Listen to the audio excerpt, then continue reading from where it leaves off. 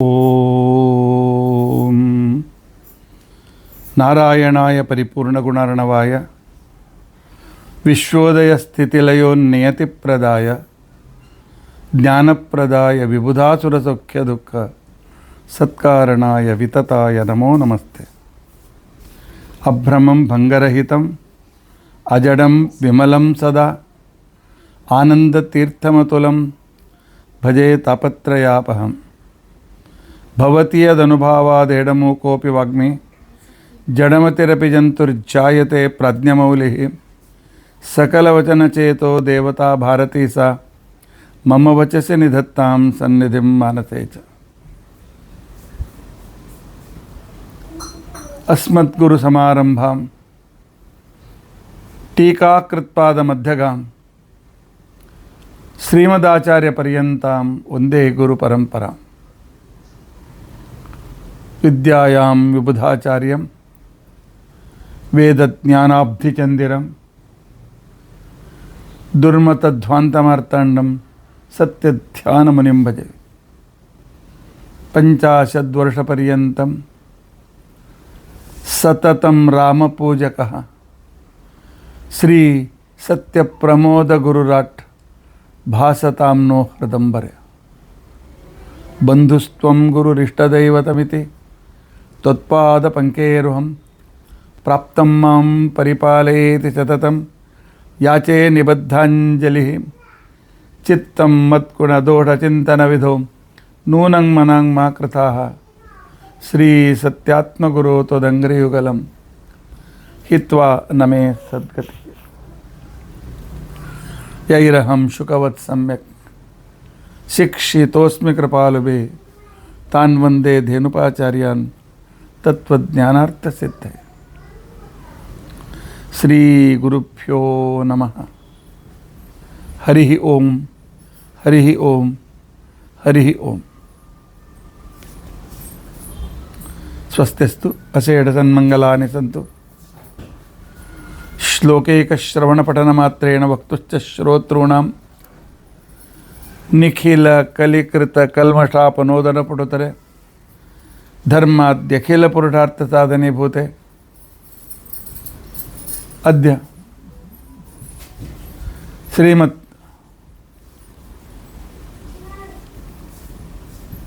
ಆಧ್ಯಾತ್ಮಿಕ ದ್ರೌಪದಿ ರೂಪಚಿಂತನ ವಿಷಯಾರಂಭೆ ಸತಿ ಕಿಂಚಿತ್ ಪೂರ್ವಕಥಾನುವಾದಃ. ಹರಿ ಓಂ ಹರಿ ಓಂ ಹರಿ ಓಂ.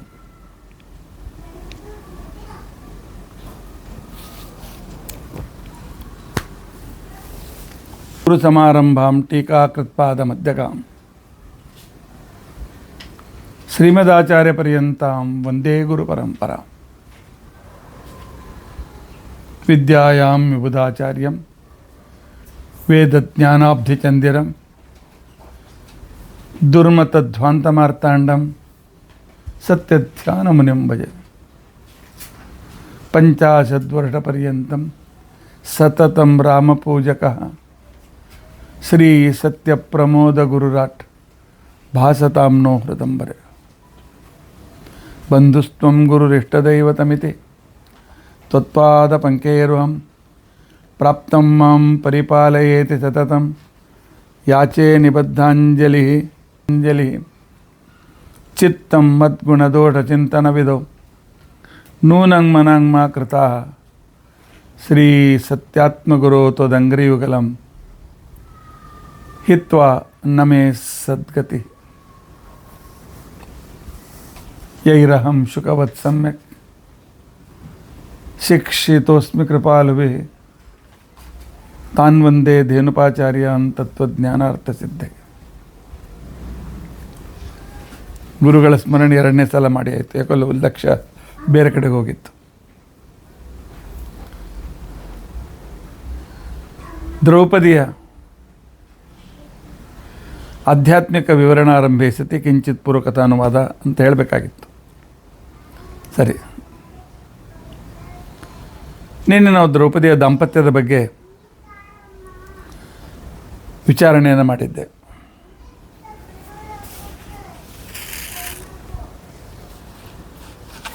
ಇನ್ನು ಇದನ್ನು ಆಧ್ಯಾತ್ಮಿಕವಾಗಿ ಹೇಗೆ ಅರ್ಥ ತೆಗೆದುಕೊಳ್ಬೇಕು, ನಾನು ಸ್ವಲ್ಪ ಕ್ಲೂ ಕೊಟ್ಟಿದ್ದೆ. ನಾನು ದ್ರೌಪದಿಯ ಜೊತೆಯಲ್ಲಿ ಧರ್ಮರಾಜ ಇದ್ದಾಗ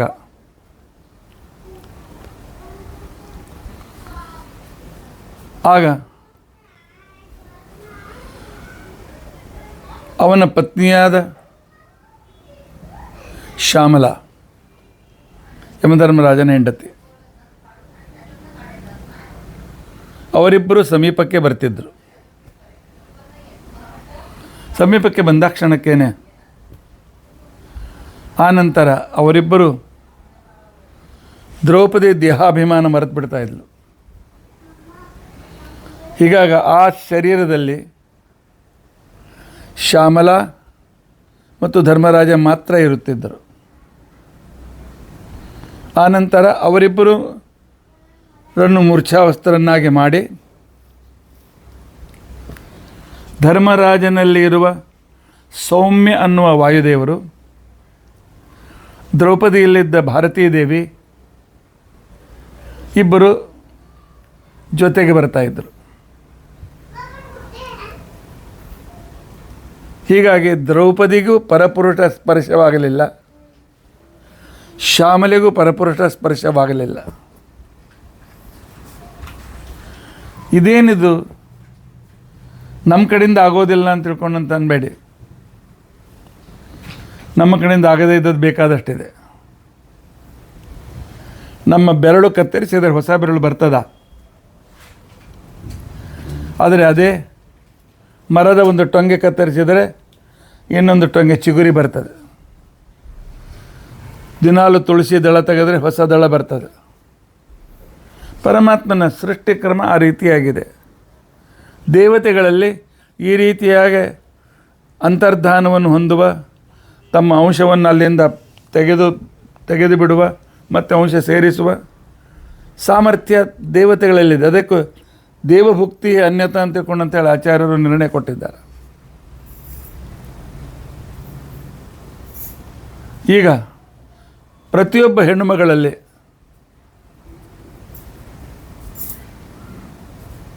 ಅವಳು 7 ವರ್ಷ ಆಗುವವರೆಗೂ ಚಂದ್ರ ಅವಳನ್ನು ಭೋಗ ಮಾಡ್ತಾನೆ ಅಂತ ತಿಳ್ಕೊಂಡಂತೇಳಿ ಮಂತ್ರದಲ್ಲಿ ಬರ್ತದೆ.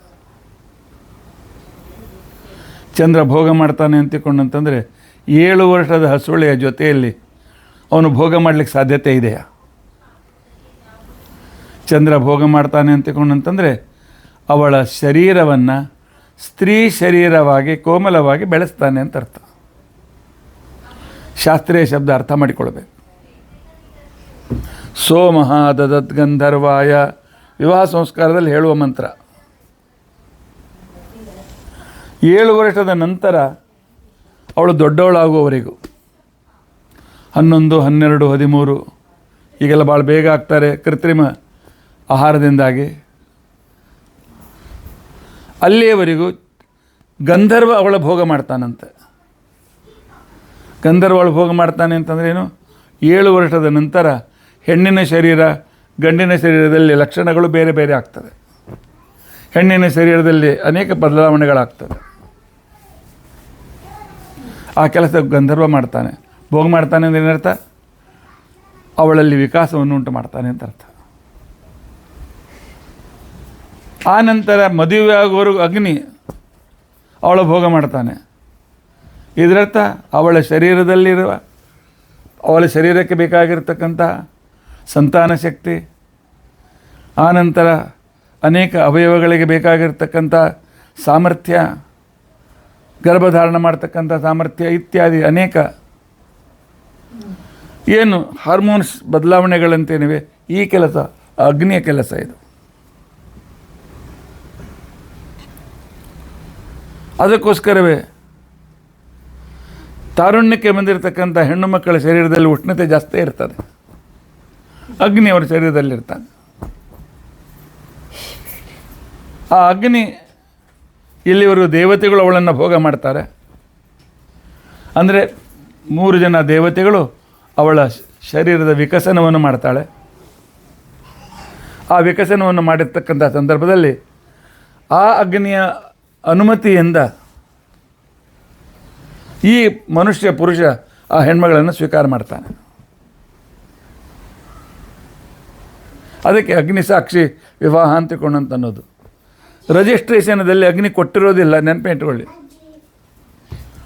ಆವಾಗ ಅಗ್ನಿಯ ಜೊತೆಯಲ್ಲಿರುವ ಅವಳು ಇನ್ನೊಬ್ಬ ಪುರುಷ ಪರಪುರುಷ ಸ್ಪರ್ಶ ಅಂತ ಅನಿಸ್ಕೊಳ್ತಾರೆ. ಎಲ್ಲಿ ತನಕ ಅಗ್ನಿ ಅದನ್ನು ಅರ್ಪಣೆ ಮಾಡೋದಿಲ್ಲೋ ಅಲಾಜಾ ಹೋಮದ ನಂತರ, ಅಲ್ಲಿವರೆಗೂ ಅವಳು ಈ ಪುರುಷನಿಗೂ ಕೂಡ ಪರಸ್ತ್ರೀ, ಇವಳಿಗೆ ಅವನು ಪರಪುರುಷ.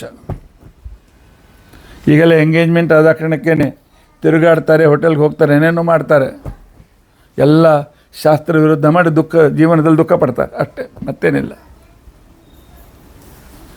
ಇರಲಿ, ಇಲ್ಲಿ ಅದನ್ನು ಹೇಗೆ ಹೊಂದಿಸಬೇಕು ಅಂತ ತಿಳ್ಕೊಂಡಂತಂದರೆ, ವೇದಗಳು ಮೊದಲು ಧರ್ಮರಾಜ ಶ್ಯಾಮಲೆಯರ ಭೋಗ. ಅಂದರೆ ವೇದಗಳು ಆಪಾತತಃ ವಿಚಾರ ಮಾಡಿದಾಗ ಇವು ಇಂದ್ರನನ್ನು ವರ್ಣಿಸುತ್ತವೆ, ಅಗ್ನಿಯನ್ನು ವರ್ಣಿಸುತ್ತವೆ, ಮರುತ್ತನ್ನು ವರ್ಣಿಸುತ್ತವೆ ಅಂತ ತಿಳ್ಕೊಂಡಂತನ್ನುವ ಸಾಮಾನ್ಯ ತಿಳುವಳಿಕೆ ಉಂಟಾಗ್ತದೆ. ಯಾವಾಗ ವೇದವಿದರು ಹಾಗಲ್ಲಪ್ಪ, ಅಗ್ನಿ ಅಂತ ತಿಳ್ಕೊಂಡಂತಂದರೆ ಅಗ್ರಣೀತ್ವಾತ್ ಅಗ್ರಗಮ್ಯತ್ವಾತ್ ಅಗ್ನಿ. ಅಗ್ನಿ ಅಂತಂದರೆ ಪರಮಾತ್ಮನ ಹೆಸರು.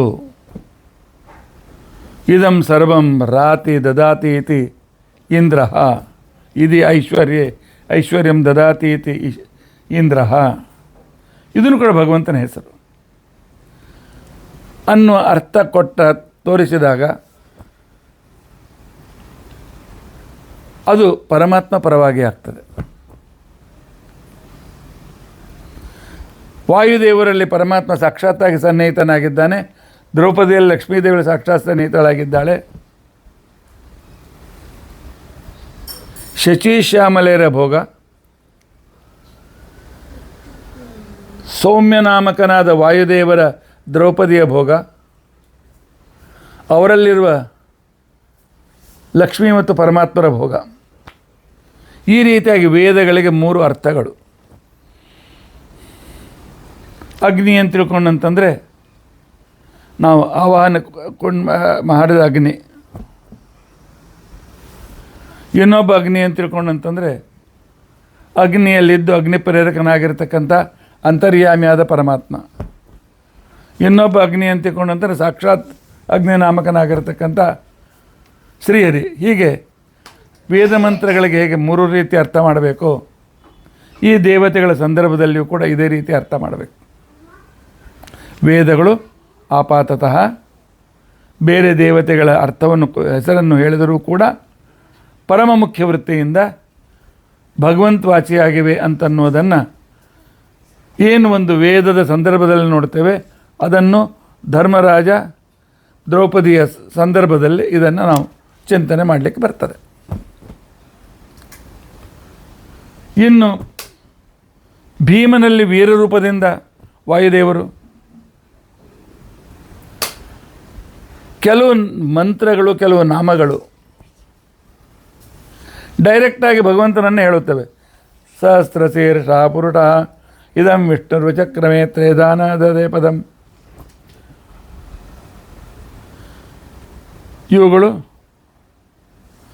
ಭಗವಂತನಲ್ಲಿಯೇ ಇರುವ, ಭಗವಂತನಲ್ಲಿಯೇ ಪ್ರಸಿದ್ಧವಾದ ರೂಪಗಳನ್ನು, ಹೆಸರುಗಳನ್ನು ಭಗವಂತನ ಜೊತೆಗೆ ಸಮನ್ವಯ ಮಾಡಿ ತೋರಿಸ್ತಾರೆ. ಭೀಮ ಮತ್ತು ವೀರನಾಮಕನಾದ ವಾಯು ಸಹಿತನಾದ ಭೀಮ, ದ್ರೌಪದಿಯರು. ವಾಯು ಸಾಕ್ಷಾತ್ ವಾಯು, ಆದ್ದರಿಂದಾಗಿ ಇಲ್ಲಿ ಬೇರೆ ದೇವತೆಗಳ ಸಂದರ್ಭ ಬರೋದಿಲ್ಲ. ಅದಕ್ಕೋಸ್ಕರ ಬ್ರಹ್ಮಸೂತ್ರದ ಪ್ರತಿನಿಧಿ ಭೀಮಸೇನ. ಬ್ರಹ್ಮಸೂತ್ರದಲ್ಲಿ ಅತ್ರ ಪ್ರಸಿದ್ಧ, ಅನ್ಯತ್ರ ಪ್ರಸಿದ್ಧ, ಉಭಯತ್ರ ಪ್ರಸಿದ್ಧ, ಅನ್ಯತ್ರೈವ ಪ್ರಸಿದ್ಧ, ಈ ರೀತಿಯಾಗಿರ್ತಕ್ಕಂತಹ ಬೇರೆ ಬೇರೆ ಕಡೆಗೆ ಪ್ರಸಿದ್ಧವಾದ ಹೆಸರುಗಳ ಸಮನ್ವಯವನ್ನು, ನಾಮಾತ್ಮಕ ಲಿಂಗಾತ್ಮಕ ಶಬ್ದಗಳ ಸಮನ್ವಯ ಮಾಡಿ ವೇದಗಳಿಗೆ ಹೇಗೆ ಅರ್ಥ ಹಚ್ಚಬೇಕು. ಆಕಾಶ ಅಂದರೂ ಪರಮಾತ್ಮನೇ, ಗಾಯತ್ರಿ ಅಂದರೂ ಪರಮಾತ್ಮನೇ, ಅದಿತಿ ಅಂದರೂ ಪರಮಾತ್ಮನೇ. ಈ ರೀತಿಯಾಗಿ ಭಗವಂತನ ಸರ್ವೋತ್ತಮತ್ವವನ್ನು ಸಾಕ್ಷಾತ್ತಾಗಿ ನಿರ್ಣಯ ಮಾಡಿ ಹೇಳ್ತಕ್ಕಂಥ ಗ್ರಂಥ, ಸ್ವತಃ ಪ್ರಮಾಣ ಗ್ರಂಥ ಬ್ರಹ್ಮಸೂತ್ರ, ಅವನೇ ಭೀಮಸೇನ. ಆ ಭೀಮಸೇನ ದೇವರಿಂದ ಅಭಿವ್ಯಕ್ತವಾದ ತತ್ವಜ್ಞಾನ ದ್ರೌಪದಿ. ಸರ್ವವಿದ್ಯಾ ದ್ರೌಪದಿ ಅನ್ನುವಾಗ, ಭಕ್ತ್ಯಾದಿ ದಶಕ ಭೀಮ ಅನ್ನುವಾಗ ಆಚಾರ್ಯರು ಎಷ್ಟು ಅರ್ಥ ಇಟ್ಕೊಂಡಿರ್ಬೋದು. ನಮಗೆ ತಿಳಿದ ಮಟ್ಟಿಗೆ 4 ಶಬ್ದಗಳನ್ನು ಸಂಯೋಜನೆ ಮಾಡಲಿಕ್ಕೆ ಪ್ರಯತ್ನ ಮಾಡ್ತಾಯಿತ್ತು. ಇವರ ಸ್ವಭಾವವನ್ನು ಕೂಡ ಅದರಿಂದ ಕಲ್ಪನೆ ಮಾಡಲಿಕ್ಕಾಗ್ತದೆ. ಧರ್ಮರಾಜ ಮೊದಲಿಗೆ ಸಾಮಾನ್ಯ ವಿಚಾರ ಮಾಡ್ತಾನೆ, ನಂತರ ಸರಿಯಾಗಿ ವಿಚಾರ ಮಾಡ್ತಾನೆ.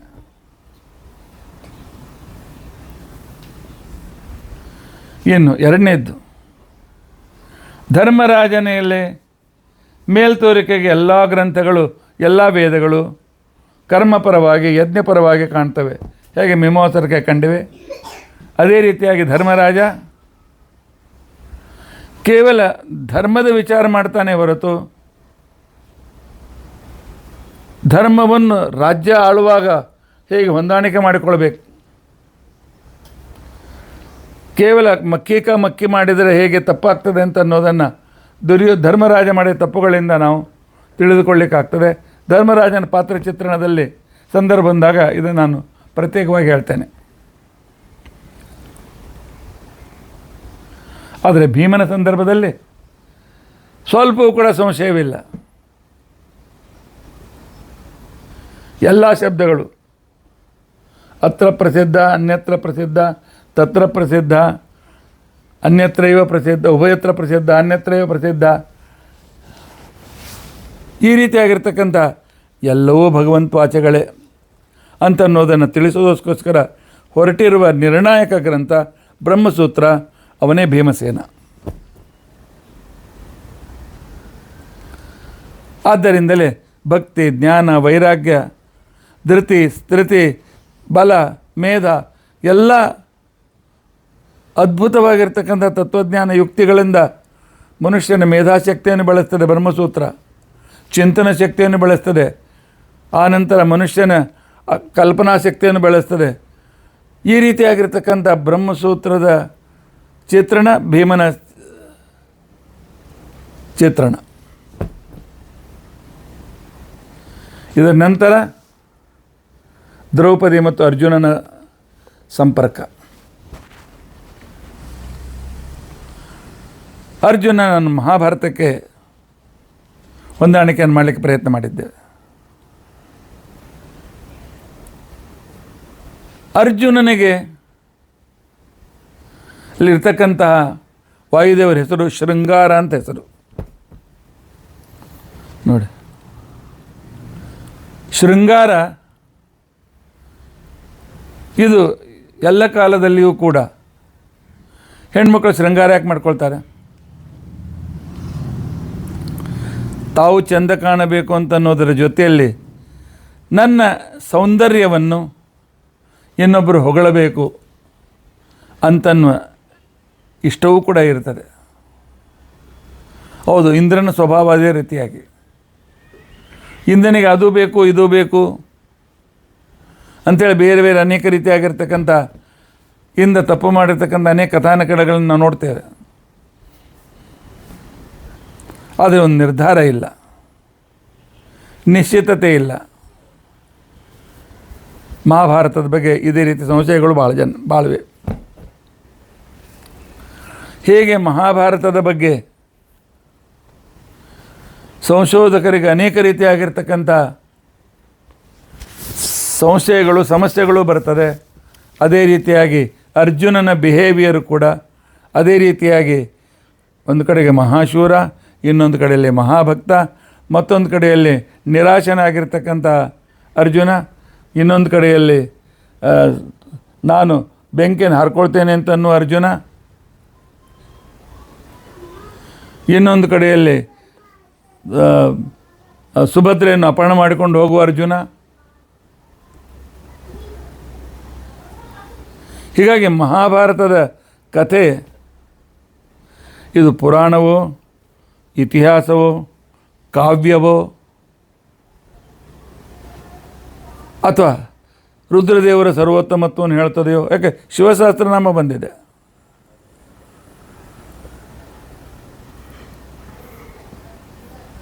ಆದರೆ ಇವನಲ್ಲಿದ್ದ ಶೃಂಗಾರ ನಾಮಕ ವಾಯುದೇವರು ಏನು ಮಾಡ್ತಾರೆ, ಮಹಾಭಾರತಕ್ಕೆ ತಾತ್ಪರ್ಯನಿರ್ಣಯ ಬರೆದು ಅದನ್ನು ಸದ್ವಿಚಾರಗಳಿಂದ ಯಥಾರ್ಥ ಜ್ಞಾನಗಳು ಅಂತನ್ನೋ ವಿಚಾರವೆಂಬ ಶೃಂಗಾರದಿಂದ ಅಲಂಕೃತ ಮಾಡಿದಾಗ ಮಹಾಭಾರತ ಎಲ್ಲರಿಂದಲೂ ಗ್ರಾಹ್ಯವಾಗ್ತಾರೆ. ಅದೇ ರೀತಿಯಾಗಿ ಹೆಜ್ಜೆ ಹೆಜ್ಜೆಗೂ ಅರ್ಜುನನಿಗೆ ಭೀಮಸೇನ ದೇವರು ಸಹಾಯ ಮಾಡಿದಾಗ ಅರ್ಜುನನ ಜೀವನದಲ್ಲಿ ಸಫಲತೆಗಳು ಕಂಡುಬರುತ್ತವೆ.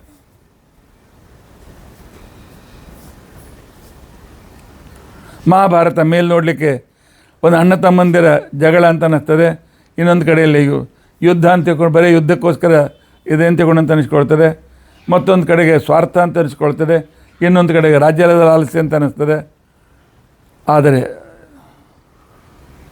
ಮಹಾಭಾರತ ಇದು ಇತಿಹಾಸ, ಹಿಸ್ಟ್ರಿಗೂ ಇತಿಹಾಸಕ್ಕೂ ಬಹಳ ಅಂತರ ಇದೆ. ಹಿಸ್ಟ್ರಿ ಕೇವಲ ನಮಗೆ ಕ್ರೊನಾಲಜಿಕಲ್ ಡಾಕ್ಯುಮೆಂಟ್ಸ್ ಮಾತ್ರ ಕೊಡ್ತದೆ, ಆದರೆ ಇತಿಹಾಸ ಆಗಲ್ಲ.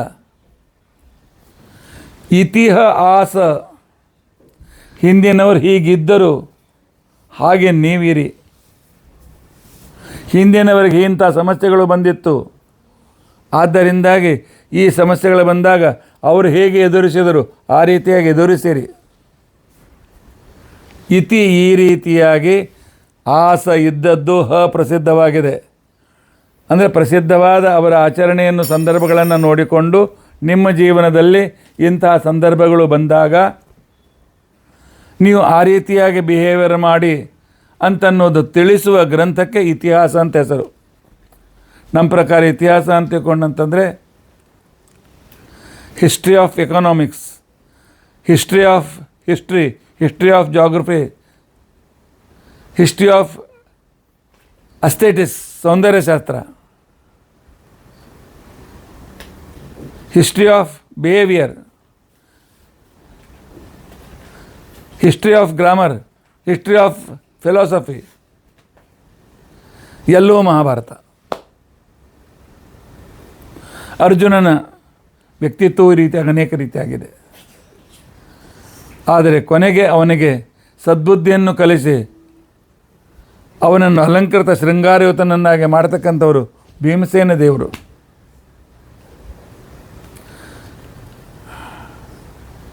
ಅದಕ್ಕೆ ಯಾವಾಗ ಇಂದ್ರ ಶಚಿ ಇರ್ತಾರೆ ಆವಾಗ ಮಹಾಭಾರತ ನಮಗೆ ಬೇರೆ ಬೇರೆ ಏನೋ ಅನೇಕ ಸಂಶಯಗಳಿಂದ ಯುಕ್ತವಾಗಿ ಕಾಣಿಸ್ತದೆ. ಹೇಗೆ ಅರ್ಜುನನ ಜೀವನ ಅನೇಕ ರೀತಿಯಾಗಿರ್ತಕ್ಕಂಥ ವಿರುದ್ಧ ಸ್ವಭಾವಗಳಿಂದ ಯುಕ್ತವಾಗಿತ್ತು, ಹಾಗೆ ನಮಗೆ ಮಹಾಭಾರತ ಅಂತ ಅನ್ನಿಸ್ತದೆ. ಆದರೆ ಯಾವಾಗ ಆಚಾರ ತಾತ್ಪರ್ಯನಿರ್ಣಯ ಬರ್ತದೆ, ಶೃಂಗಾರ ರೂಪಿಯಾದ ವಾಯುದೇವರು ದ್ರೌಪದಿ ಜೊತೆಗೆ ಸೇರಿಕೊಳ್ತಾರೆ, ಭಾರತೀಯ ಜೊತೆಗೆ ಸೇರಿಕೊಳ್ತಾರೆ, ಆಗ ನಿಮಗೆ ಅರ್ಥವಾಗ್ತದೆ ಶುದ್ಧೇ ಭಾಗವತೆ ಧರ್ಮೇ ನಿರತೋ ಯದ್ಬೃಕೋದರ ಅಂತ ತಿಳ್ಕೊಂಡಂತಾನೆ. ಹೀಗೆ ಅರ್ಜುನ ದ್ರೌಪದಿಯರ ಸಂಘ ಅಂತಿಕೊಂಡಂತ ಅನ್ನೋದನ್ನು ಈ ರೀತಿಯಾಗಿ ಅರ್ಥ ಮಾಡಿಕೊಳ್ಳು. ಮೊದಲು ಸಂಶಯಾತ್ಮಕವಾಗಿ, ನಂತರ ನಿರ್ಣಯಾತ್ಮಕವಾಗಿ. ಮಹಾಭಾರತ ಇದು ಪೌರುಷೇಯ ಗ್ರಂಥಗಳ ನಿರ್ಣಯಾತ್ಮಕ ಗ್ರಂಥ, ಪುರಾಣಾದಿಗಳು ನಿರ್ಣಯ ಗ್ರಂಥಗಳು.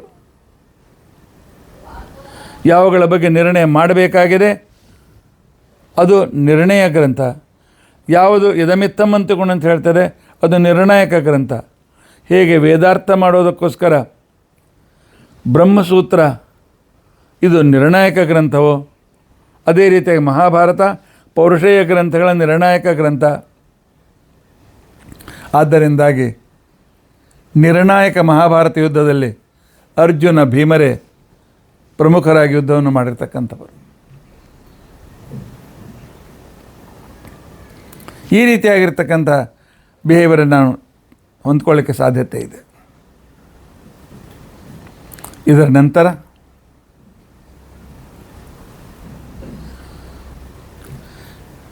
ಉಷಾ, ನಕುಲನ ಜೊತೆಗೆ ಉಷಾ ಇರುವಾಗ ನಕುಲನನ್ನು ನಾವು ಹೊಂದಿಸಿದ್ದೇವೆ ಮೂಲ ರಾಮಾಯಣಕ್ಕೆ.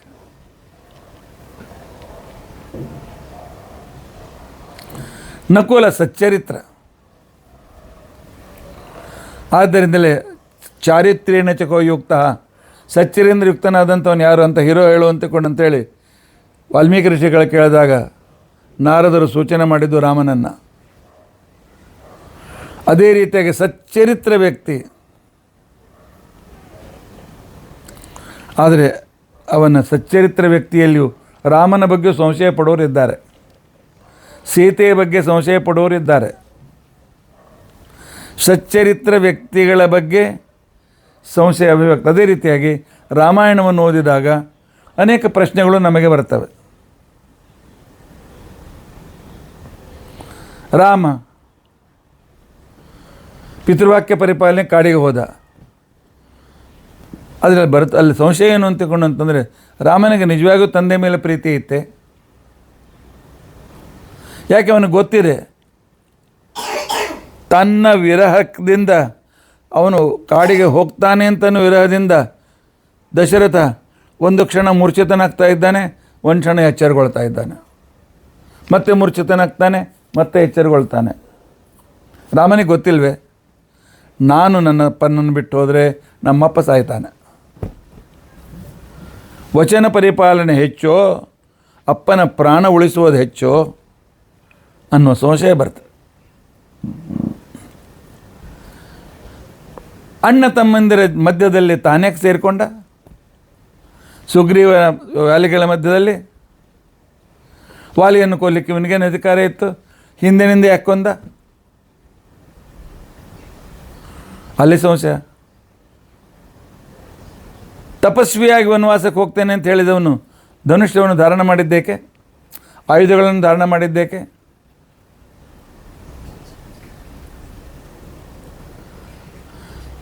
ನಿರ್ಣಯ ಮಾಡುವಾಗ ರಾಮನು ತಪ್ಪಿದ್ನಲ್ಲ.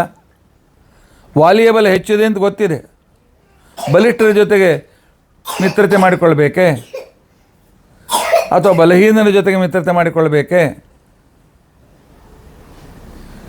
ಹೀಗೆ ಸಚ್ಚರಿತ್ರ ವ್ಯಕ್ತಿಗಳ ಜೀವನದಲ್ಲಿಯೂ ಅನೇಕ ಸಂದರ್ಭಗಳು ಬರುತ್ತವೆ. ನಕುಲನ ಚರಿತ್ರೆಯೂ ಕೂಡ ಅದೇ ರೀತಿಯಾಗಿ. ನಕುಲ ರಾಸೂಯಾಗದ ಸಂದರ್ಭದಲ್ಲಿ ಹೋಗಿ ಕೃಷ್ಣನಿಗೆ, ಅಂದರೆ ಕೃಷ್ಣನ ರಾಜ್ಯದ ಅಧಿಪತಿ ಉಗ್ರಸೇನ, ಅವನಿಗೆ ದೂತನನ್ನು ಕಳಿಸ್ಕೊಡ್ತಾನೆ. ಯಾದವರನ್ನು ನೀವು ಕಪ್ಪುಕೊಳ್ತೀರೋ ಯುದ್ಧ ಮಾಡ್ತೀರೋ ಅಂತ ತಿಳ್ಕೊಂಡು ಅಂತೇಳಿ. ಕೃಷ್ಣನ ಜೊತೆಗೆ ಯುದ್ಧ ಮಾಡಲಿಕ್ಕೆ ಆಗೋಲ್ಲ ಅಂತ ಗೊತ್ತಿರಲಿಲ್ಲ ನಮಗೆ. ಇಲ್ಲ, ಏಕೆ? ನಕುಲ ಕಕ್ಷೆಯಲ್ಲಿ ಸಾಮಾನ್ಯ ದೇವತೆ. ಸಾಮಾನ್ಯ ದೇವತೆಗಳಲ್ಲಿ ಭಗವಂತನ ವಿಷಯದಲ್ಲಿ ತಮಗಿಂತ ಉತ್ತಮ ದೇವತೆಗಳ ವಿಷಯದಲ್ಲಿ ಸಂಶಯ ಇರ್ತದೆ. ಈ ರೀತಿಯಾಗಿ ಸಂಶಯ ವ್ಯಕ್ತಪಡಿಸಿದ ನಕುಲ ಅವರಲ್ಲಿ ಇದ್ದ ಸುನೀತಿ ಅಂತನ್ನುವ ವಾಯುದೇವರು ನಕುಲನಾಗಲಿ ಸಹದೇವನಾಗಲಿ ಹಿರಿಯರ ಅಧೀನತೆಯನ್ನು ಒಂದು ಸಲೂ ಕೂಡ ಬಿಟ್ಟು ಹೋದ ಲಕ್ಷಣಗಳು ಕಾಣಿಸೋದಿಲ್ಲ. ಒಳ್ಳೆಯ ನೀತಿಯಿಂದ ಬೆಳೆದಿರ್ತಕ್ಕಂಥ ವ್ಯಕ್ತಿ. ಯಾಕೆ ಸುನೀತ ಅಂತ ನೀತಿ ಅನ್ನೋ ಹೆಸರಿನಿಂದ ಭೀಮಸೇನ ದೇವರು ನಕುಲ್ನಲ್ಲೂ ಸಹದೇವನಲ್ಲೂ ಇದ್ದರು. ವೈಯಕ್ತಿಕವಾಗಿ ತಪ್ಪು ಮಾಡಿದರು. ನಕುಲ ಕರದಾನ ಟ್ಯಾಕ್ಸ್ ಬೇಡಿದ, ಕರ ತಂದು ಕೊಡು ಅಂತ ಕೃಷ್ಣನಿಗೆ ಹೇಳಿದ. ಕೃಷ್ಣ ದೇವರು ಅಂತ ಅನ್ನೋದು ಮರ್ತ. ಸಹದೇವ ಯುದ್ಧ ಮುಗಿದ ಮೇಲೆ ಕೃಷ್ಣ ಮನಸ್ಸು ಮಾಡಿದರೆ ಈ ನರಸಂಹಾರ ಆಗ್ತಿರಲಿಲ್ಲ, ಈ ಯುದ್ಧಕ್ಕೆ ನೀನೇ ಕಾರಣ, ಈ ನರಸಂಹಾರಕ್ಕೆ ನೀನೇ ಕಾರಣ ಅಂತೇಳಿ ಹಾಗೆ ನಕುಲನ ಜೊತೆಗಾಗಲಿ ಸಹದೇವನ ಜೊತೆಯಾಗಲಿ ಇದ್ದಾಗ ನಕುಲ ಮೂಲ ರಾಮಾಯಣದ ಪ್ರತಿನಿಧಿಯಾಗಿದ್ದರೆ ಸಹದೇವ ಪಂಚರಾತ್ರದ ಪ್ರತಿನಿಧಿ. ಸಹದೇವ ಸಂಪೂರ್ಣ ಅಣ್ಣಂದ್ರೆ ಹೇಳಿದಂತೆ ನಡೀತಕ್ಕಂಥ ವ್ಯಕ್ತಿ, ಎಂದಿಗೂ ತಕರಾರಿಲ್ಲ. ವನವಾಸದಲ್ಲಿ ಕೇವಲ ಸೇವಕರಾಗಿದ್ದಿರ್ತಕ್ಕಂಥವರು. ಆ ರೀತಿಯಾಗಿ ನಮಗೆ ಮೂಲ ರಾಮಾಯಣ ಪಂಚರಾತ್ರಗಳು ಭಗವಂತನ ಸೇವಕರಾಗಿರಿ ಅನ್ನೋದನ್ನು ಕಲಿಸ್ಕೊಡ್ತದೆ. ಆದರೆ ಎರಡು ವಿಸ್ತಾರವಾದ ಗ್ರಂಥವಾದದ್ದರಿಂದಾಗಿ ಹೇಗೆ ನಕುಲ ಸಹದೇವರ ಕಡೆಯಿಂದ ಒಂದೆರಡು ತಪ್ಪುಗಳಾದವು, ಆ ರೀತಿಯಾಗಿ ನಾವು ಕೂಡ ತಿಳಿದುಕೊಳ್ಳುವಾಗ ತಪ್ಪು ಮಾಡೋಕ್ಕೆ ಸಾಧ್ಯತೆ ಇದೆ.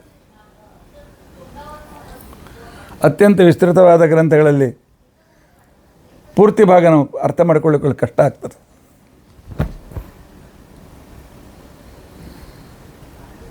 ಯಾವಾಗ ವಾಯುದೇವರು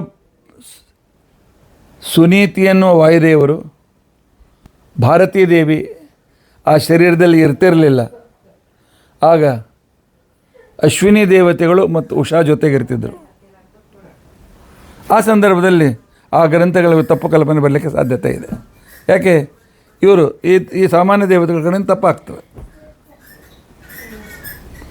ಆದರೆ ಯಾವಾಗ ಸುನೀತಿ ವಾಯುದೇವರು ಅವರು ಮೂರ್ಛಿತರಾಗಿ ಸುನೀತಿ ವಾಯುದೇವರು ಭೋಗ ಮಾಡ್ತಿದ್ದರು, ಸಮೀಪದಲ್ಲಿರ್ತಿದ್ದರು, ಆಗ ವಿಷ್ಣು ಸರ್ವೋತ್ತಮತ್ವವನ್ನೇ ಒಳ್ಳೆಯ ನೀತಿ ನಮಗೆ ಹೇಳಿಕೊಡ್ತಕ್ಕಂಥದ್ದು ವಿಷ್ಣು ಸರ್ವೋತ್ತಮತ್ವವನ್ನು, ಭಗವಂತನ ಅನಂತಗುಣ ಪರಿಪೂರ್ಣತ್ವವನ್ನು.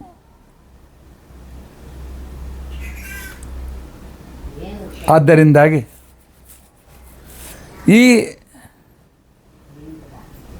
ವಿಶಿಷ್ಟತೆ ಇದರ ಜೊತೆಗೆ ಮಹಾಭಾರತ ಇನ್ನೊಂದೇನು ಹೇಳ್ತದೆ, ಇಂದು ದ್ರೌಪದಿಯಲ್ಲಿದ್ದ ಶ್ಯಾಮಲ ಯಮಧರ್ಮರಾಜನ ಅದು ಯುಧಿಷ್ಠಿರನ ಜೊತೆಗೆ ಸಂಪರ್ಕ ಮಾಡಿದಾಗ ಆ ದೇಹ ದೂಷಿತ ಆಯ್ತಲ್ಲ.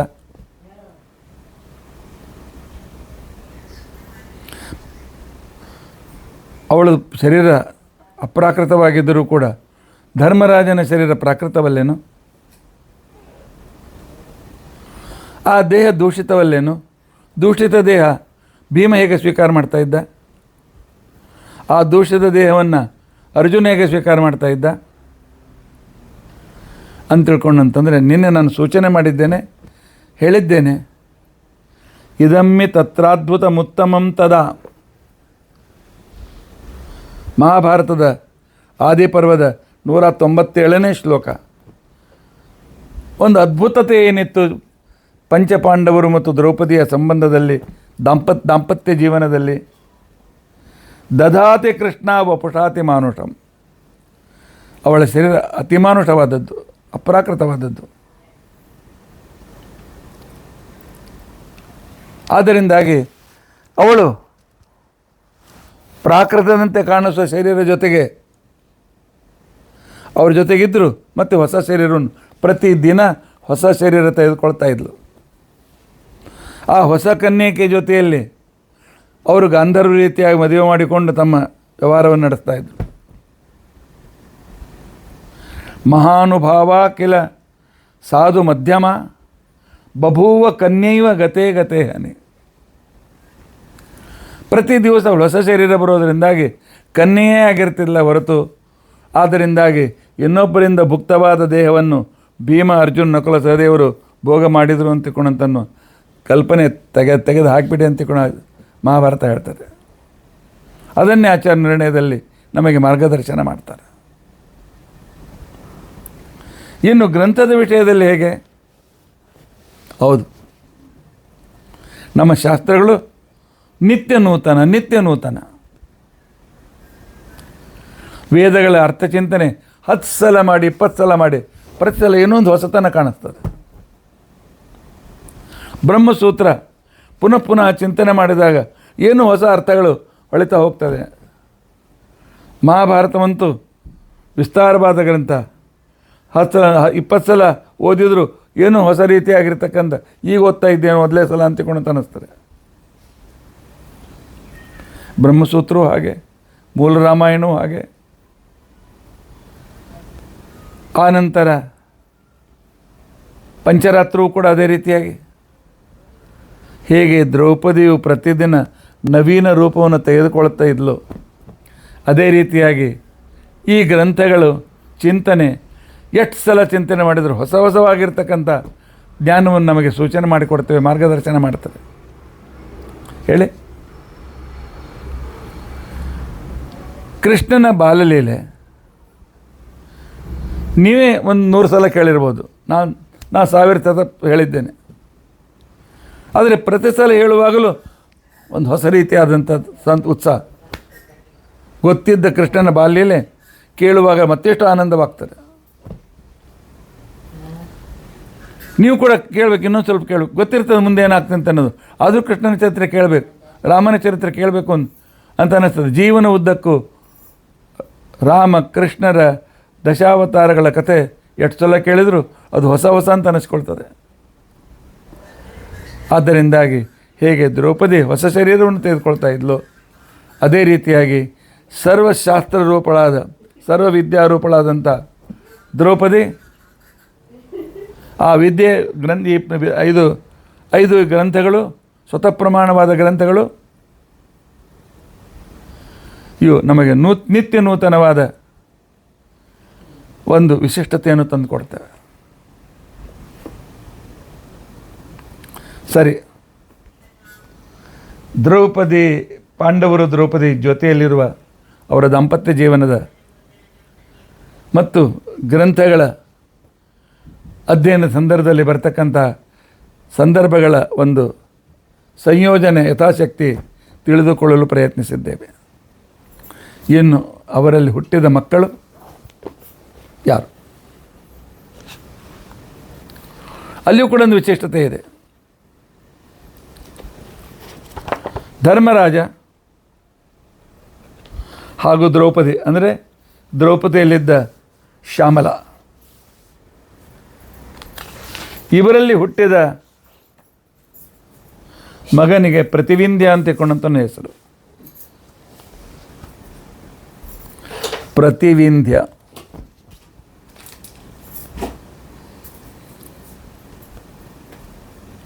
ನಮ್ಮ ಸ್ವಭಾವವೇ ನಮ್ಮ ಮಕ್ಕಳು ಅಲ್ವಾ? ಧರ್ಮರಾಜನ ಸ್ವಭಾವ ಪ್ರತಿವಿಂಧ್ಯ.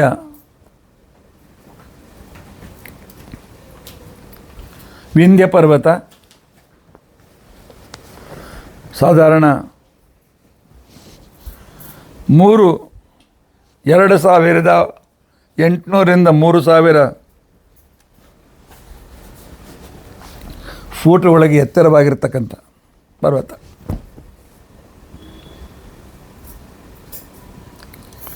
ಈ ಪರ್ವತದ ಅತ್ಯುನ್ನತವಾದ ಶಿಖರ 2467 ಫೂಟ್ ಎತ್ತರದ ಒಂದು ಶಿಖರ. ಅದರ ಹೆಸರು ಕಲ್ಲುಮಾರ್ ಅಂತ ಹೇಳಿಸರು.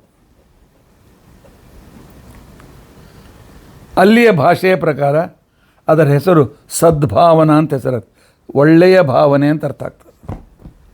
ಆ ಶಿಖರದ ಹೆಸರು ಸದ್ಭಾವನಾ.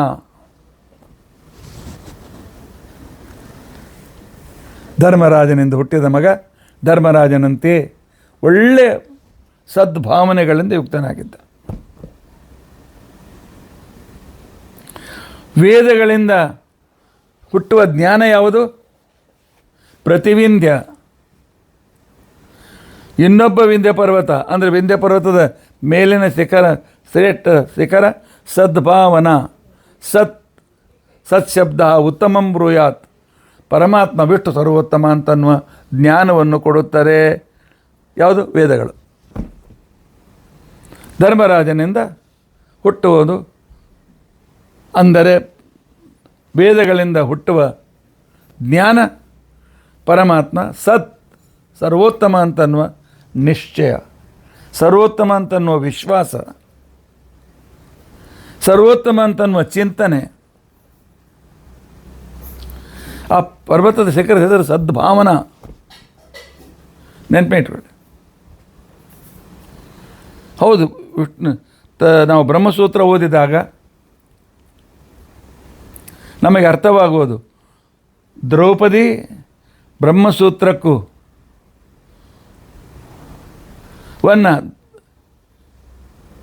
ಯಮಧರ್ಮರಾಜ ಜೊತೆಯಲ್ಲಿದ್ದಾಗ ತಿಳಿದುಕೊಂಡಾಗ ಹುಟ್ಟುವುದು ಭಗವತ್ ವಿಷ್ಣು ಸರ್ವೋತ್ತಮತ್ವದ ಜ್ಞಾನ. ಇನ್ನು ವಿಂಧ್ಯ ಪರ್ವತ, ಇದನ್ನು ದಾಟೋದು ಅಷ್ಟು ಸುಲಭವಲ್ಲ. ಶಾಸ್ತ್ರ ಹೇಳ್ತದೆ ವಿಂಧ್ಯ ಪರ್ವತ ಆಕಾಶದಷ್ಟು ಎತ್ತರವಾಗಿತ್ತು. ಇದನ್ನು ದಾಟಿ ಯಾರು ಬರಲಿಕ್ಕೆ ಆಗ್ತಿರಲಿಲ್ಲ. ಮಧ್ಯಪ್ರದೇಶ ದಾಟಿ ಈ ಕಡೆಗೆ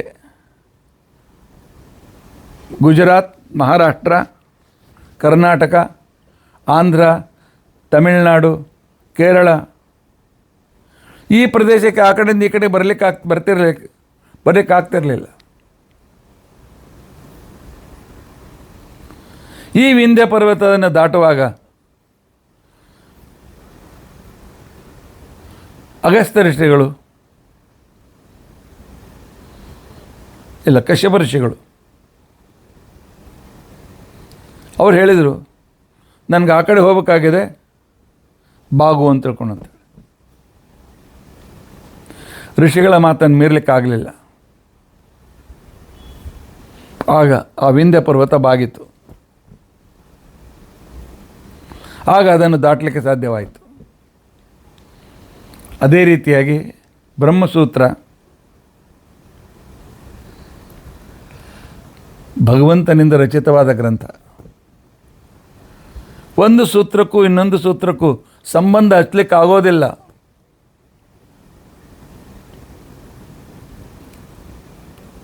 ಆದರೆ ಕಶ್ಯಪರು ಬರಬೇಕು.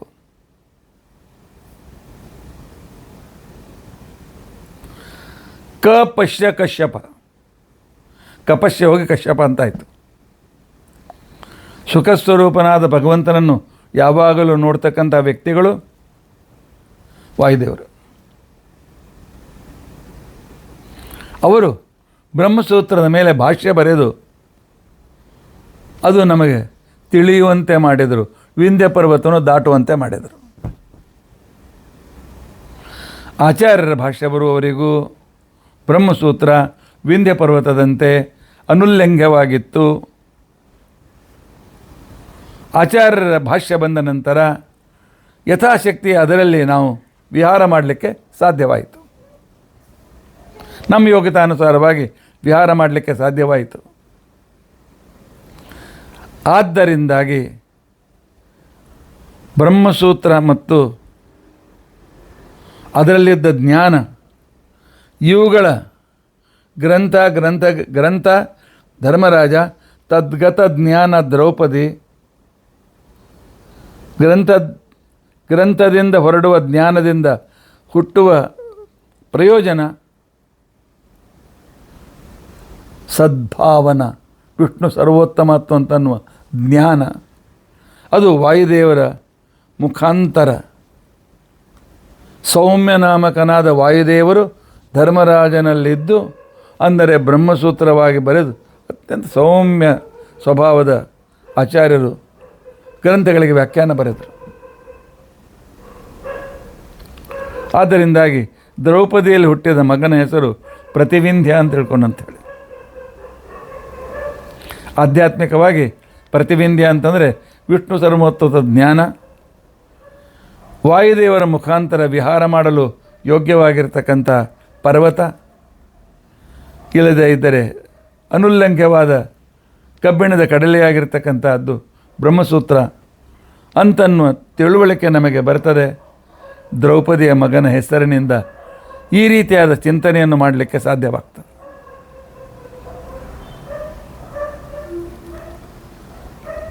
ವಿಂಧ್ಯ ಪರ್ವತದ ಬಗ್ಗೆ ಹೇಳಬೇಕು ಅಂತಂದರೆ ಬೇಕಾದಷ್ಟು ವಿಚಾರ ಇದೆ. ಪರಮಾತ್ಮ ವಿಂಧ್ಯ ಪರ್ವತ ದಾಟಿ ಕರ್ನಾಟಕ ಬಂದು ಕರ್ನಾಟಕದಿಂದ ಲಂಕೆಯವರೆಗೆ ಹೋದದ್ದು ಈ ಸಂಪೂರ್ಣ ಜನಸ್ಥಾನದ ಜನರಲ್ಲಿ ರಾಕ್ಷಸರನ್ನು ಮುಕ್ತರನ್ನಾಗಿ ಮಾಡೋದಕ್ಕೋಸ್ಕರ.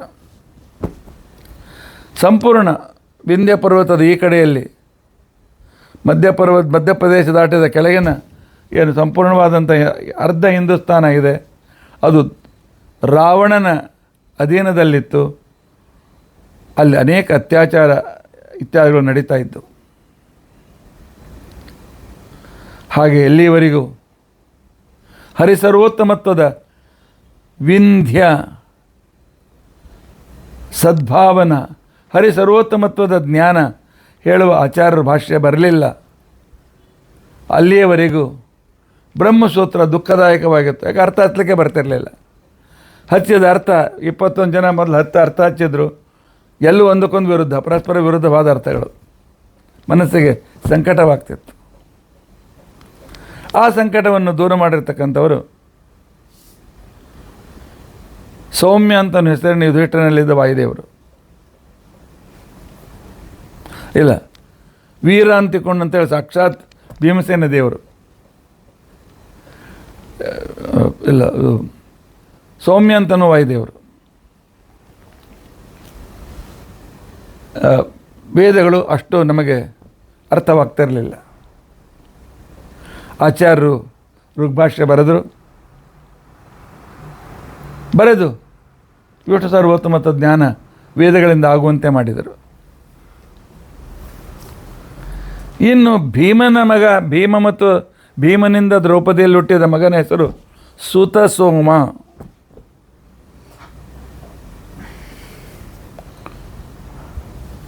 ಸುತ ಅಂತಂದರೆ ಹಿಂಡಿ ಇಟ್ಟ ತಯಾರಾದ, ಸೋಮ ಸೋಮರಸ ಅಂದರೆ ಅಪರೋಕ್ಷ ಜ್ಞಾನ.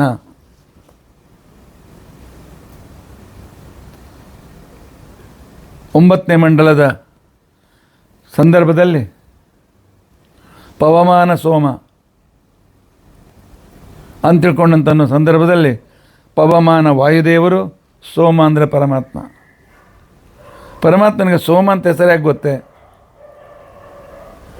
ಲಕ್ಷ್ಮೀ ಮತ್ತು ಭಗವಂತ ಇಬ್ಬರು ವಾಯುದೇವರ ಹೃದಯದಲ್ಲಿ ಸದಾಕಾಲ ಇರ್ತಾರೆ. ಆದ್ದರಿಂದಾಗಿ ಆ ಭಗವಂತನಿಗೆ ಸೋಮ ಅಂತ ತಿಳ್ಕೊಂಡಂತ ಹೆಸರು. ಸೋಮ ಶಬ್ದಕ್ಕೆ ಬಹಳ ಅರ್ಥಗಳಿವೆ. ಸೋಮಾಹರಣ ಅಂತಿಕೊಂಡಂತ ಅನ್ನೋದು ಮಹಾಭಾರತದಲ್ಲಿ, ಐತರೇಯ ಆರಣ್ಯಕದಲ್ಲಿ, ವೇದದಲ್ಲಿ ಬಂದಿರತಕ್ಕಂಥ ವಿಶಿಷ್ಟವಾದ ಕಥೆ. ಅಪರೋಕ್ಷ ಜ್ಞಾನವನ್ನು ಹೇಗೆ ಪಡೆಯಬೇಕು ಅನ್ನೋ ಒಂದು ದಾರಿಯನ್ನು ತೋರಿಸುವ ಕಥೆ. ಅದಕ್ಕೋಸ್ಕರ ಗರುಡ ಬೇಕಾಗ್ತದೆ. ಗರುಡ ಅಂತಂದರೆ ವೇದಗಳು. ಗರುಡನ ಶರೀರ ಅಂತಂದರೆ 4 ವೇದಗಳೇ ಗರುಡನ ಶರೀರ. ಆದರೆ ಗರುಡನಿಗೆ ಕಶ್ಯಪರ ವಾಯುದೇವರ ಅನುಗ್ರಹ ಬೇಕು. ಕಶ್ಯಪರ ಆಶೀರ್ವಾದ ಇದ್ದದ್ರಿಂದ ಗರುಡ ಅಮೃತ ತರಲಿಕ್ಕೆ ಸಾಧ್ಯವಾಯಿತು.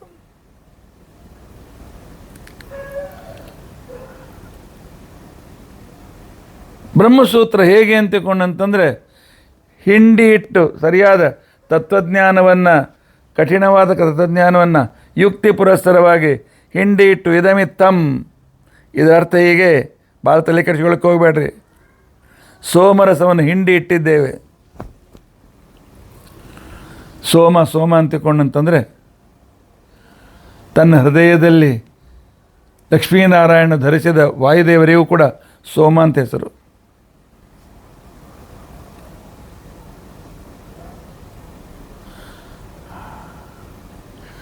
ಹೇಗೆ ಅಂತ ತಿಳ್ಕೊಂಡಂತಂದರೆ, ಅಂದರೆ ಭಗವಂತ, ಅಕಾರ ಸರ್ವವಾಗಾತ್ಮ, ಸರ್ವ ವೇದ ವಾಚ್ಯನಾಗಿರ್ತಕ್ಕಂಥ ಭಗವಂತನಿಗೆ ಅಂತಿಕೊಂಡಂತ ಹೇಳ್ತಾರೆ. ಜಗತ್ತಿಗೆ ತಾಯಿ ಆದ್ದರಿಂದಾಗಿ ಲಕ್ಷ್ಮೀದೇವಿಗೆ ಮಾ ಅಂತಿಕೊಂಡಂತ ಹೇಳ್ತಾರೆ.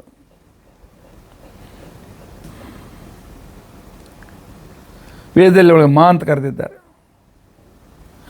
ಅಶ್ಚ ಮಾಚ ಸಂಧಿ ದ್ವಂದ್ವ ಸಮಾಸ. ಅಮೌ ಅಮಾಭ್ಯಾಂ ಸರ್ವದಾ ಸಹಿತ ಸೋಮ. ಅಮಾಭ್ಯಾಂ ಸಹಿತ ಸೋಮ ಅಂದರೆ ಭೀಮನ ಮುಖಾಂತರ ಬರುವ ಜ್ಞಾನ, ಡೈರೆಕ್ಟ್ ಆಗಿರ್ತಕ್ಕಂಥ ವಿಷ್ಣು ಸರ್ವೋತ್ತಮತ್ವದ ಜ್ಞಾನ. ಮಧ್ಯದಲ್ಲಿ ಯಾವ ಸಮಸ್ಯೆ ಗಿಂಸೆ ಏನೂ ಇಲ್ಲ. ಯಾಕೆ ಹಿಂದಿನ ಕಾಲದಲ್ಲಿ ಹಿಮಾಲಯಕ್ಕೆ ಹೋಗಿ ಆ ಸೋಮಲತೆಯನ್ನು ಹುಡುಕೊಂಡು ಬಂದು ವಿಶಿಷ್ಟವಾದ ಗಟ್ಟಿ ಕಲ್ಲಿನ ಮೇಲೆ ನಿಂತಿಟ್ಟು ಅದನ್ನು ಕುಟ್ಟಿ ರಸ ತೆಗೆಯಬೇಕಾಗ್ತಿತ್ತು. ಬ್ರಹ್ಮಸೂತ್ರ ಎಲ್ಲ ತಲೆ ಕೆಳ್ಕೋಬೇಡಿ, ನಾನು ಡೈರೆಕ್ಟ್ ಅರ್ಥ ಹೇಳ್ತೇನೆ ಅಂತೇಳಿ ಸೂತ ಸೋಮ ಬ್ರಹ್ಮಸೂತ್ರಕ್ಕೆ ಪ್ರತಿನಿಧಿಯಾದ ಭೀಮಸೇನ ದೇವರ ಮಗ ಸೂತ ಸೋಮ. ವಿಚಾರ ಮಾಡಲಿಕ್ಕೆ ಬೇಕಾದಷ್ಟು ವಿಚಾರ ಇದೆ, ಆದರೆ ಅದು ಬಹಳ ವಿಸ್ತಾರ ಆಗ್ತದೆ ಅಂತೇಳಿ ನಾನು ಕೈ ಎತ್ತಲಿಕ್ಕೆ ಹೋಗೋದಿಲ್ಲ. ಅರ್ಜುನ ದ್ರೌಪದಿಯಲ್ಲಿ ಹುಟ್ಟಿರ್ತಕ್ಕಂಥ ಮಗನಿಗೆ ಶ್ರುತಾನೀಕ ಎಲ್ಲ ಶ್ರುತಕರ್ಮ ಅಥವಾ ಶ್ರುತಕೀರ್ತಿ ಅಂತಕೊಂಡಂತ ಹೆಸರು, ಬೇರೆ ಬೇರೆ ಹೆಸರಿವೆ, ಪಾಠಭೇದ. ಶ್ರುತಕರ್ಮ, ಶ್ರುತಕೀರ್ತಿ. ಅರ್ಜುನನ ಸ್ವಭಾವ ಹೊಗಳ್ತಾ ಇದ್ದರೆ ಅವನ ಬಲ ಹೆಚ್ಚಾಗ್ತಾ ಇತ್ತು. ಅದಕ್ಕೆ ಕೃಷ್ಣ ಅವನಿಗೆ ನೀನು ನನ್ನ ಅತ್ಯಂತ ಮಹಾಭಕ್ತ, ಪ್ರತಿಜಾನೆ ಪ್ರಿಯೋಸಿಮೆ, ಪ್ರತಿಜ್ಞೆ ಮಾಡಿ ಹೇಳ್ತೀನಪ್ಪ ನೀನು ನನ್ನ ಪ್ರಿಯವಾದ ವ್ಯಕ್ತಿ ಅಂತ ಹೇಳಿ ಶ್ರೀಕೃಷ್ಣ ಉಬ್ಬಿಸಿದಾಗ ಅವನು ಯುದ್ಧಕ್ಕೆ ತಯಾರಾದ. ಕೀರ್ತಿ ಶ್ರುತವಾದ ಮೇಲೆ ಕಾರ್ಯಕ್ಕೆ ಪ್ರವರ್ತನ ಆಗ್ತಕ್ಕಂಥ ವ್ಯಕ್ತಿ ಶ್ರುತಕೀರ್ತಿ. ಅರ್ಜುನನ ಮಗ ಅಥವಾ ಶ್ರುತಕೀರ್ತಿ. ಅರ್ಜುನನ ಮಹಾಭಾರತಕ್ಕೆ ಹೋಲಿಸಿದ್ದೇವೆ. ಮಹಾಭಾರತದ ಪೂರ್ತಿ ಮಹಾಭಾರತದಲ್ಲಿ ಭಗವಂತನ ಮಹಿಮೆಯೇ ಅಡಗಿದೆ, ಬೇರೆ ಇಲ್ಲ. ಅದರಿಂದಾಗಿ ಇದು ಮಹತ್ವಾತ್ ಭಾರವತ್ವಾಚ ಮಹಾಭಾರತ ಮುಚ್ಚತೆ. ಆಚಾರ್ಯ ಹೇಳಿದ್ದಾರೆ, ಮಹಾಭಾರತ ಇದು ಭಗವಂತನ ಶ್ರುತಿಯಲ್ಲಿ ಬಂದ ಭಗವಂತನ ಕೀರ್ತಿಯನ್ನು ಹೇಳೋದಕ್ಕೋಸ್ಕರ ಹೊರಟಿದೆ. ಆದ್ದರಿಂದಾಗಿ ಮಹಾಭಾರತದ ಪ್ರತಿನಿಧಿಯಾದ, ಅದರ ಜ್ಞಾನದ ಪ್ರತಿನಿಧಿಯಾದ ದ್ರೌಪದಿ, ಮಹಾಭಾರತ ಪ್ರತಿನಿಧಿಯಾದ ಅರ್ಜುನ ಇಬ್ಬರು ಸೇರಿದಾಗ ಶ್ರುತಿಯಲ್ಲಿರ್ತಕ್ಕಂತಹ, ವೇದದಲ್ಲಿರ್ತಕ್ಕಂತಹ ಎಲ್ಲ ಮಹಿಮೆಗಳು, ಅದಕ್ಕಿಂತ ಹೆಚ್ಚಿನ ಮಹಿಮೆಗಳು ಮಹಾಭಾರತದಲ್ಲಿ ಬಂದಿವೆ. ಆದ್ದರಿಂದ ಅವರಿಂದ ಹುಟ್ಟತಕ್ಕಂಥ ಮಗನ ಹೆಸರು ಶ್ರುತಕೀರ್ತಿ ಅಂತ ತಿಳ್ಕೊಂಡಂತೆ. ಶ್ರುತಕರ್ಮ ಅಂತಂದರೆ ವೇದಾನುಸಾರವಾಗಿ ಆಚರಣೆ ಮಾಡ್ತಕ್ಕಂಥವನು ಅಂತ ಅರ್ಥ. ಎರಡರ್ಥ, ಯಾವುದೇ ಅರ್ಥ ಇಟ್ಕೊಂಡ್ರೂ ಕೂಡ ಮಹಾಭಾರತದಿಂದ ನಮಗೆ ತಿಳಿಯಲ್ಪಡುವುದು ಭಗವಂತನ ಮಹಿಮೆ, ಭಗವಂತನ ಆಜ್ಞಾನುಸಾರವಾಗಿ ಕರ್ಮದಲ್ಲಿ ಪ್ರವೃತ್ತಿ, ಕರ್ತವ್ಯ ಕರ್ಮದಲ್ಲಿ ಪ್ರವೃತ್ತಿ. ಆದ್ದರಿಂದಾಗಿ ಅರ್ಜುನನ ದ್ರೌಪದಿಯ ಮಗನ ಹೆಸರು ಶ್ರುತಕರ್ಮ, ಶ್ರುತಕೀರ್ತಿ. ನಾನು ಸಂಕ್ಷಿಪ್ತ ಸೂಚನೆ ಮಾಡ್ತಾ ಇದ್ದೇನೆ, ಚಿಂತನೆ ಮಾಡ್ತಾ ಇದ್ದೇನೆ. ನಾನು ಚಿಂತನೆ ಮಾಡ್ತಾ ಇದ್ದರೆ 2 ತಾಸು 3 ತಾಸು ಎಷ್ಟೋ ವಿಷಯಗಳು ಒಂದಕ್ಕೊಂದು ಕೂಡುವಂಥವುಗಳು. ನಾನು ಅರ್ಜುನನ ಪಾತ್ರ ಚಿತ್ರಣ ಬಂದಾಗ ವಿಸ್ತಾರವಾಗಿ ಹೇಳಲಿಕ್ಕೆ ನಾನು ಪ್ರಯತ್ನ ಮಾಡ್ತೇನೆ. ನಕುಲನ ಮಗನ ಹೆಸರು ಶ್ರುತಾನೀಕ.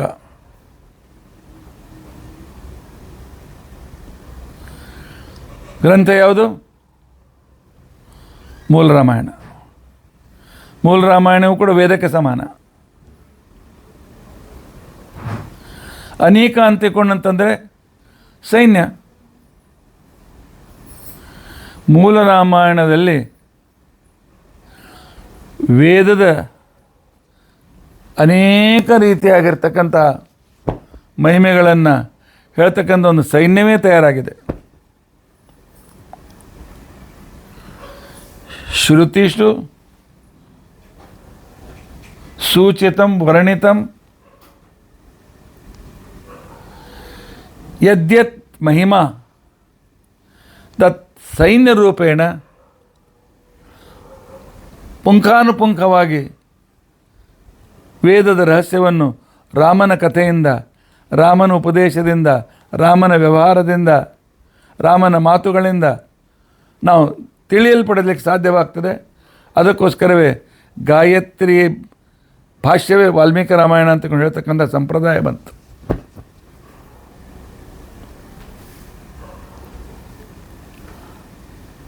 ಇಲ್ಲ, ಶತಾನೀಕ ಅಂತ ಕೆಲವು ಪಾಠದಲ್ಲಿ ಅವನ ಹೆಸರು ಬಂದಿದೆ. ಶ್ರುತಾನೀಕ ಅಂತ ಹೆಚ್ಚು ಕಡೆಯಲ್ಲಿ ಪಾಠ ಬಂದಿದೆ. ಹೌದು, ಶತಾನೀಕ 100 ತರಹದ ಸೈನ್ಯ ಪ್ರಮಾಣ ಭಗವಂತನ ಸರ್ವಶ್ರೇಷ್ಠತ್ವಕ್ಕೋಸ್ಕರ ಮೂಲ ರಾಮಾಯಣ ಇದು ಸಾಕ್ಷಾತ್ ಪ್ರಮಾಣ.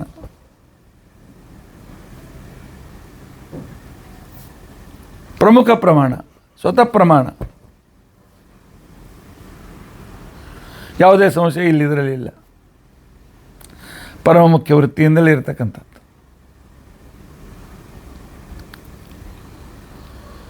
ಇನ್ನು ಸಹದೇವ ಶ್ರುತಸೇನ,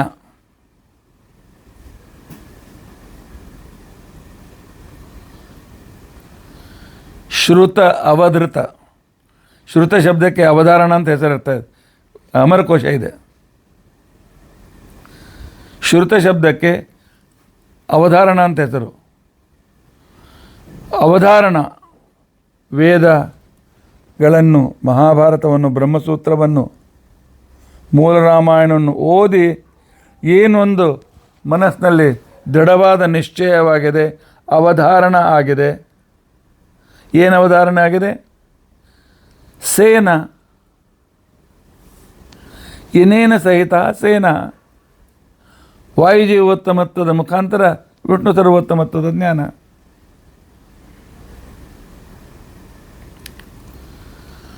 ಅನ ಅಂದರೆ ಪರಮಾತ್ಮ, ಪ್ರೇರಕನಾದ ಪರಮಾತ್ಮ. ಅನೇನ ಸಹಿತ ಸೇನ. ಈ ರೀತಿಯಾಗಿರ್ತಕ್ಕಂಥ ಪದಚ್ಛೇದ ಅಮರಕೋಶದ ವ್ಯಾಖ್ಯಾನದಲ್ಲಿ ಮಾಡಿದ್ದಾರೆ. ಆದ್ದರಿಂದಾಗಿ ಸಹದೇವ ಯಾವಾಗಲೂ ದೇವನ ಜೊತೆಗೆ ಇರ್ತಕ್ಕಂಥವನು. ಅವನ ಮಗ ಶ್ರುತಸೇನ. ಅಂದರೆ ಪಂಚರಾತ್ರ ನಮಗೆ ಶಾಸ್ತ್ರ ನಿರ್ಣಯವನ್ನು ಮಾಡಿಕೊಂಡ ನಂತರ ಭಗವಂತನನ್ನು ಹೇಗೆ ಆರಾಧಿಸಬೇಕು, ಭಗವಂತನನ್ನು ಹೇಗೆ ಭಜಿಸಬೇಕು, ಭಗವಂತನ ಉಪಾಸನೆ ಹೇಗೆ ಮಾಡಬೇಕು. ಯಾಕೆಂತಂದರೆ ಭಗವಂತನ 5 ರೂಪಗಳ ಜ್ಞಾನವೇ ಪಂಚರಾತ್ರ. ನಾನು ಹೇಳಿದೆ ರಾತ್ರ ಅಂದ ಜ್ಞಾನ. ಪರಮಾತ್ಮನ ಪಂಚವ್ಯೂಹ ರೂಪ ವಾಸುದೇವ, ನಾರಾಯಣ, ವಾಸುದೇವ, ಸಂಕರ್ಷಣ, ಪ್ರದ್ಯುಮ್ನ, ಅನಿರುದ್ಧ ರೂಪಗಳ ವಿಸ್ತೃತ ವಿವರಣೆ ಪಂಚರಾತ್ರ. ಅದೇ ರೀತಿಯಾಗಿ ಶ್ರುತಸೇನ ಭಗವಂತನನ್ನು ತನ್ನ ಹೃದಯದಲ್ಲಿ ಧಾರಣ ಮಾಡಿದ ವಾಯುದೇವರು ಭೀಮಸೇನನ ಮುಖಾಂತರ ಪರಮಾತ್ಮನ ಕರುಣೆಯನ್ನು ಪಡೆದ ವ್ಯಕ್ತಿ ಶ್ರುತಸೇನ. ಅಂದರೆ ಈ ಪಂಚರಾತ್ರ ಗ್ರಂಥ ಅಂತಿಕೊಂಡಂತೇನಿದೆ, ಪರಮಾತ್ಮನ ಮಹಿಮೆಗಳನ್ನು ಮನಸ್ಸಿನಲ್ಲಿ ದೃಢವಾಗಿ ನಿಶ್ಚಯವಾಗಿ ಇಟ್ಟುಕೊಂಡು ವಾಯುದೇವರ ಮುಖಾಂತರ ಪರಮಾತ್ಮನ ಆರಾಧನೆ, ಭಾರತೀಯರನ್ನು ಮುಖ್ಯ ಪ್ರಾಣ ಅಂತರ್ಗತ ಅಂತಕ್ಕಂಥ ಒಂದು ವಿಶಿಷ್ಟ ಚಿಂತನೆ ಬರುವುದು ದ್ರೌಪದಿ ಸಹದೇವರಿಂದ ಹುಟ್ಟಿದ ಶ್ರುತಸೇನನ ಮುಖಾಂತರ.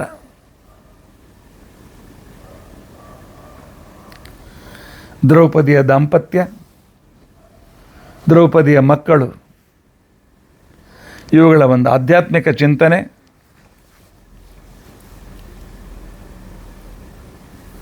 ಶಾಸ್ತ್ರದಲ್ಲಿ ಹೇಳಿದ ಕ್ರಮದಿಂದ, ಶಾಸ್ತ್ರದಲ್ಲಿ ಹೇಳಿದ ಪ್ರಮಾಣಗಳಿಂದ ಇದೊಂದು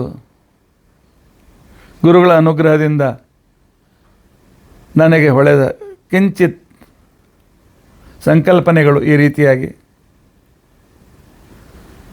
ಇದರಲ್ಲಿದ್ದ ಗುಣ ಎಲ್ಲ ನನ್ನ ಗುರುಗಳದು, ದೋಷ ನನ್ನದು. ಈ ಭಾವನೆಯೇ ಈ ಪ್ರವಚನದ ಹಿಂದೆ ಇದೆ. ಶುಭಾನ್ ಜಾಯಂತೆಯೇ ಕಾಮಾನ್ ಗುರು ದೇವ ಪ್ರಸಾದ ಜಾನ್. ಇದರಲ್ಲಿ ಇರ್ತಕ್ಕಂಥದ್ದು ಏನಾದರೂ ಒಳ್ಳೆಯದಿದ್ದರೆ ಗುರುಗಳ ಅನುಗ್ರಹದಿಂದ ಬಂದದ್ದು. ಇನ್ನು ದೋಷಾನ್ ಆತ್ಮನ ದೋಷಗಳು ನನ್ನವುಗಳು ಅನ್ನುವ ವಿಚಾರದಿಂದ ನಾವು ಗುರುಭಕ್ತಿ ಮಾಡಿದಾಗಲೇ ತೇಷಾಂ ವಿದ್ಯಾ ಫಲಿಷ್ಯತಿ ಅಂತಂದಂತೆ ಈ ಒಂದು ಚಿಂತನೆ ಭಗವಂತ ಅನುಗ್ರಹಕ್ಕೆ ಕಾರಣವಾಗ್ತದೆ ಅಂತ ತಿಳ್ಕೊಂಡು ಅಂಥೇಳಿ ದ್ರೌಪದಿಯ ದಾಂಪತ್ಯ ಜೀವನವನ್ನು, ದ್ರೌಪದಿಯ ಸಂತಾನ ಪಡೆದ ಒಳ್ಳೆಯ ಮಾತೃ ಜೀವನವನ್ನು ಕೂಡ ಆಧ್ಯಾತ್ಮಿಕವಾಗಿ ಯಥಾಶಕ್ತಿ ನಾವು ತಿಳಿದುಕೊಳ್ಳಲಿಕ್ಕೆ ಪ್ರಯತ್ನಿಸಿದ್ದೇವೆ. ಆದರೆ ಇಂತಹ ದ್ರೌಪದಿಗೂ ಕೂಡ ವಸ್ತ್ರಾಹರಣದ ಪ್ರಸಂಗ ಬಂತು. ಇಂತಹ ದ್ರೌಪದಿಗೂ ಕೂಡ ವನವಾಸ ಬಂತು. ಹಾಗಾದರೆ ದ್ರೌಪದಿ ವಸ್ತ್ರಾಹರಣ ಅಂದ್ರೇನು? ದ್ರೌಪದಿಯ ವನವಾಸ ಅಂತಂದ್ರೇನು? ಅದನ್ನು ನಾವು ನಾಳಿನ ದಿವಸ ತಿಳಿದುಕೊಳ್ಳಿಕ್ಕೆ ಪ್ರಯತ್ನಿಸೋಣ. ಇತಿ ಅದ್ಯ ಕಥಾ ಪ್ರಸಕ್ತಿ. ಹರೇ ರಾಮ ರಾಮ ರಾಮ ಹರೇ ಹರೇ, ಹರೇ ಕೃಷ್ಣ ಕೃಷ್ಣ ಕೃಷ್ಣ ಹರೇ ಹರೇ. ಉಗ್ರಂ ವೀರಂ ಮಹಾವಿಷ್ಣುಂ ಜ್ವಲಂತಂ ಸರ್ವತೋಮುಖಂ ನೃಸಿಂಹಂ ಭೀಷಣಂ ಭದ್ರಂ ಮೃತ್ಯುಂ ನಮಾಮ್ಯಹಂ. ಅಚ್ಯುತಾನಂತ ಗೋವಿಂದ ಸ್ಮೃತಿ ಮಾತ್ರಾರ್ತಿನಾಶನ ರೋಗಾನ್ಮೇ ನಾಶಯ ಶೇಷಾನ್ ಆಶು ಧನ್ವಂತರೇ ಹರೇ. ಅಕ್ಷಯಂ ಕರ್ಮ ಯಸ್ಮಿನ್ ಪರೇ ಸ್ವರ್ಪಿತಂ ಪ್ರಕ್ಷಯಂ ಯಾಂತಿ ದುಃಖಾನಿ ಅನ್ನಾಮತಃ. ಅಕ್ಷರೋ ಯೋಜರ ಸರ್ವದೈವಾಮೃತ ಕುಕ್ಷಿಗಂ ಯಸ್ತ ವಿಶ್ವಂ ಸದಾಜಾಧಿಕಂ ಪ್ರೀಣಯಾಮೋ ವಾಸುದೇವಂ ದೇವತಾ ಮಂಡಲ ಖಂಡಮಂಡಲ. ಶ್ರೀಕೃಷ್ಣಾರ್ಪಣಮಸ್ತು. ಶ್ರೀಕೃಷ್ಣಾರ್ಪಣ.